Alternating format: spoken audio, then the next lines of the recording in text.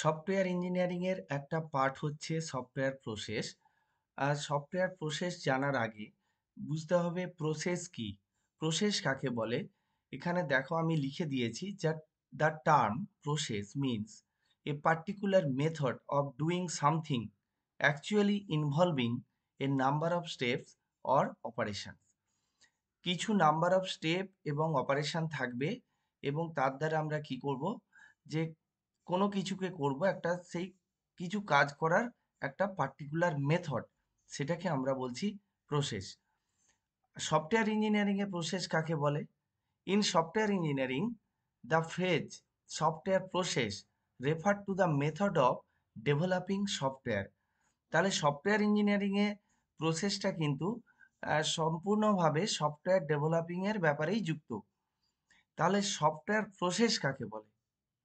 A software process is a set of activities together with ordering constants among them such that the activities are performed properly।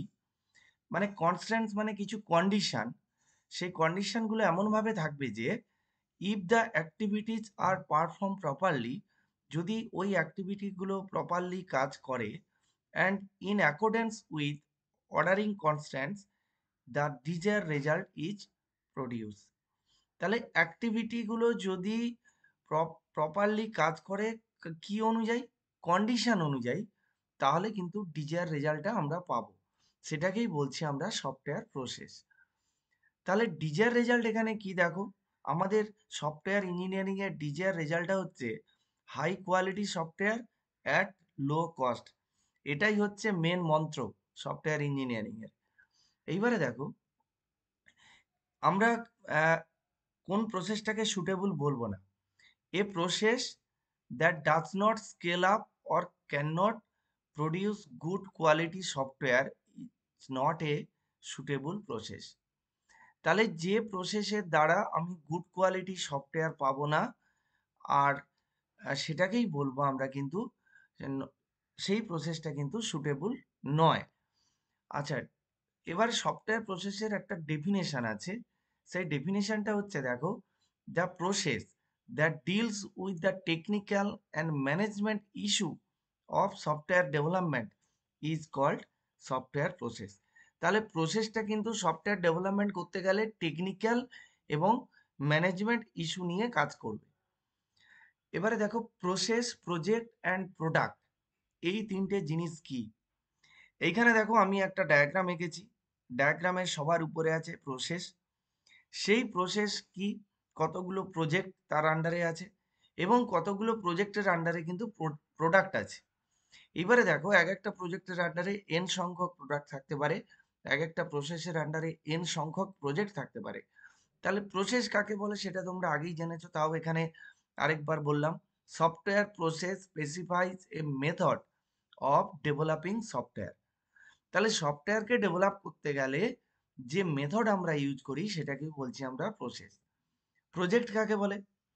A software project on the other hand is a development project in which software process use. তাহলে যার মধ্যে একটা project যেটা software development করবে, কিন্তু সেটা development করতে গেলে কি করবে, ও সফটওয়্যার প্রসেসকে ব্যবহার করবে। সফটওয়্যার প্রসেস ব্যবহার করা ছাড়া কোনো সফটওয়্যার প্রজেক্ট ডেভেলপমেন্ট করবে না। এবারে দেখো প্রোডাক্টস, প্রোডাক্টটা কি, যেটা আউটকাম। এই যে software products are the outcome of the software project. অর্থাৎ তাহলে আমি যদি কোনো সফটওয়্যার তৈরি করতে যাই বা তুমি যদি কোনো সফটওয়্যার তৈরি করতে যাও, তাহলে সেটাকে একটা প্রজেক্ট হিসাবে ধরতে হবে এবং সেই প্রজেক্টটা কিন্তু প্রসেস মেনে কাজ করবে। আর আমি যে সফটওয়্যার ফাইনালি যে সফটওয়্যার পাবো সেটাই হচ্ছে আউটকাম, সেটাকেই বলছি কিন্তু আমরা সফটওয়্যার প্রোডাক্ট। এই ছিল প্রসেস, প্রজেক্ট এবং প্রোডাক্টের মধ্যে রিলেশন বা এটা এই এইটা পড়তে গেলে আরো ডিটেলস আছে। আমার এখানে ক্লাসের সময় কমের জন্য আমি খুব সংক্ষেপেই বললাম। এইবারে দেখো software process specifies the abstract set of activities. Software process কি করবে, স্পেসিফাই করবে, কি স্পেসিফাই করবে, the abstract set of activities. Set of অ্যাক্টিভিটিজকে স্পেসিফাই করবে দ্যাট শুড বি পারফর্ম। সেইটা পারফর্ম করলে কি হবে, to go from user needs to final product. তাহলে সেটা কিভাবে পারফর্ম করবে? ইউজারের যে নিড আছে, এবং ফাইনাল যে প্রোডাক্টটা আমরা তৈরি করব, ইউজারের নিড বলতে একজন ইউজার যে সফটওয়্যারটা বানাতে দিয়েছে এবং সেই সফটওয়্যারটা যখন কোনো সফটওয়্যার ইন্ডাস্ট্রি তৈরি করে ফাইনাল সফটওয়্যার বানাবে, সেইটাই বলছে user needs to final product. এইখানে বলেছে software process specifies the abstract set of activities that should be perform to go. তাহলে এইখানে ইউজারের নিডস থেকে ফাইনাল প্রোডাক্ট, এইখানে যেতে গেলে কি করতে হবে? এই সফটওয়্যার প্রসেসকেই কাজে লাগাতে হবে।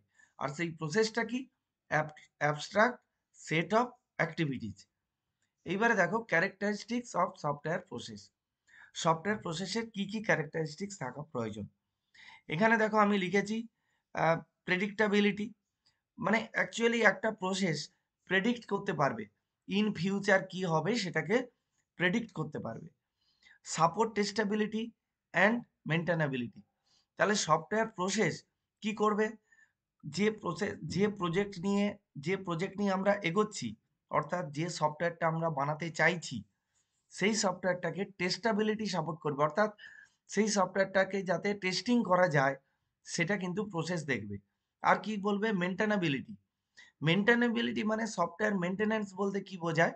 আমরা এটাকে আরো ডিটেলসে আলোচনা করব। এইটুকু বুঝে রাখো যে কোনো সফটওয়্যারের যদি আফটার টেস্টিং যদি কোনো এরর কারেকশন বা বাগ ফিক্সিং বা কোনো মডিফিকেশনের দরকার হয়, সেটা কিন্তু মেনটেনেবিলিটি পার্ট। বা ওই সফটওয়্যারটা থেকে যদি আমরা নতুন সফটওয়্যার ভার্সন বানাতে চাই, সেটা কিন্তু মেনটেনেবিলিটি পার্টের মধ্যে আছে। আরেকটা কি করবে?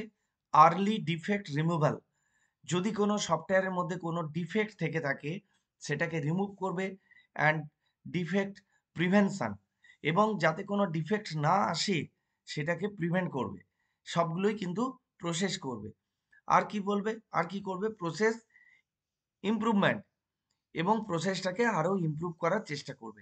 এইগুলোই হচ্ছে সব ক্যারেক্টারিস্টিক্স অফ সফটওয়্যার প্রসেস।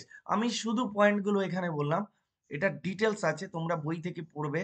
বা তোমাদের যদি এটা নিয়ে আরও জানতে চাও যে এর সম্বন্ধে ডিটেলস, তাহলে আমি বইয়ের পেজ বা আমার কাছে যে নোটস আছে আমি তোমাদেরকে মেলে পাঠিয়ে দেবো। তোমরা আমাকে মেল করবে, আমি মেলে পাঠিয়ে দেবো। Components of software process. Software development, software প্রসেসের কি কি কম্পোনেন্ট আছে? ফার্স্ট যেটা দেখো, সফটওয়্যার ডেভেলপমেন্ট প্রসেস, এইটাই হচ্ছে কিন্তু মেন কম্পোনেন্ট।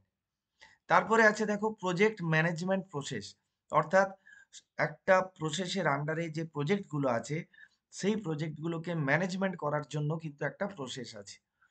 আর সফটওয়্যার ডেভেলপমেন্ট করার জন্য একটা প্রসেস কাজ করবে, সেই প্রজেক্টকে ম্যানেজমেন্ট করার জন্য একটা প্রসেস কাজ করবে।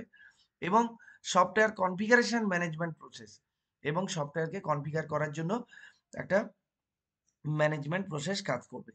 এইখানে দেখো সফটওয়্যার ডেভেলপমেন্ট প্রসেস কি? In the software development process we focus on the activity directly related to production. Production মানে সফটওয়্যার যে তৈরি করছি আমরা, সেটার উপর directly related to production of the software. তাহলে সফটওয়্যার প্রোডাকশনের উপর ডাইরেক্টলি রিলেটেড কে? কোন process? Software development process. For example design, coding and testing, এগুলো আমরা এক্সাম্পল লিখেছি।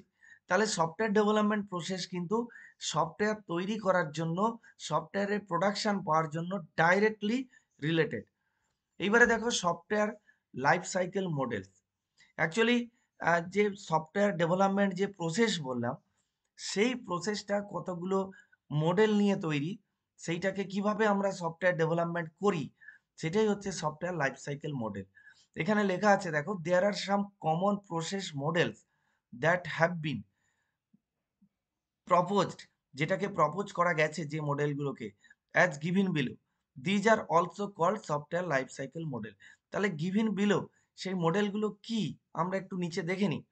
তাহলে সফটওয়্যার মডেলগুলোর মধ্যে আছে classical waterfall model, prototyping, iterative enhancement model, evolutionary model and spiral model. এই যে কয়েকটা মডেল আছে, এই মডেলগুলো হচ্ছে সফটওয়্যার লাইফ সাইকেলের মডেলের মধ্যে পড়ে। প্রত্যেকটা মডেলকে ডিটেলস তোমাদেরকে পড়তে হবে এবং এগুলো তোমাদের সিলেবাসে আছেও। এবারে দেখো আমার পরের ক্লাসে যেটা থাকবে software life cycle model, mainly classical waterfall model নিয়ে আমি আলোচনা করব এবং এখানে যতগুলো মডেল আছে প্রত্যেকটা মডেলে আমার আলাদা আলাদা ক্লাস থাকবে। তোমরা আমার চ্যানেলকে ফলো করো, study computer science with Manas sir. এই ক্লাসটা ভালো লেগে থাকলে তোমরা অবশ্যই লাইক করবে, বন্ধুদের মধ্যে শেয়ার করবে। আমার চ্যানেলে নতুন হয়ে থাকলে অবশ্যই সাবস্ক্রাইব করবে। আরও এক্সট্রা কোয়ারি থাকলে তোমরা কমেন্ট বক্সে কমেন্ট করতে পারো অথবা আমাকে মেলে জানাও। আমি তোমাদের মেলে অবশ্যই কোয়ারির অ্যান্সার দেবো। Thank you.